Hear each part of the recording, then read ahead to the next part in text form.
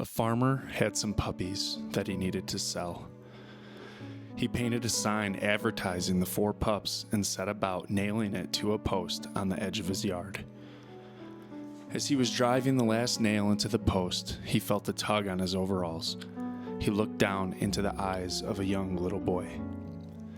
"Mister," he said, "I want to buy one of your puppies," the little boy said. "Well," said the farmer, as he rubbed the sweat off the back of his neck, "these puppies come from fine parents, and they do cost a good deal of money," the man said. The boy dropped his head for a moment, then reaching deep into his pocket, he pulled out a handful of change and held it up to the farmer. "I've got 39 cents, the boy said. "Is that enough to at least take a look?" "Sure," said the farmer. And with that, he let out a whistle. "Here, Dolly," he called. Out of the doghouse and down the ramp ran Dolly, followed by 4 little balls of fur. The little boy pressed his face against the chain link fence as he was looking. His eyes danced with delight.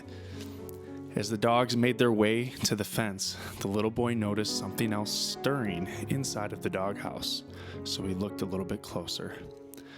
Slowly, another little ball appeared. This one was noticeably smaller.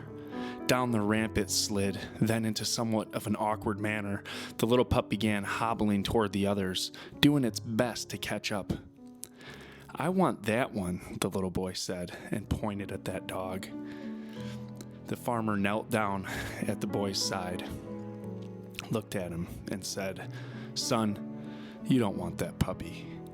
He'll never be able to run and play with you like these other dogs can. I suggest a different one." With that, the little boy stepped back from the fence, reached down, and began rolling up one leg of his trousers.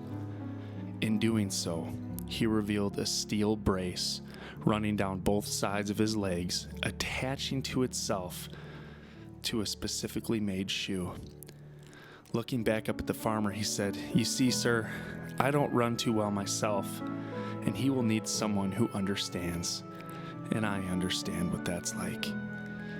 With tears in his eyes, the farmer reached down and picked up the little pup.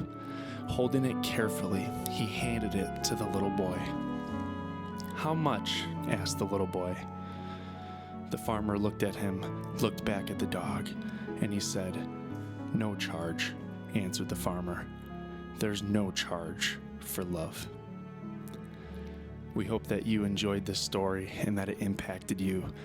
You never know anyone's situation, and never judge a book by its cover. Hopefully this story impacted you, impacted your heart. If you want more stories like this, hit that subscribe button and leave a comment. If you have awesome stories too, send them to us and we'll read them out for you. Have a wonderful day. God bless.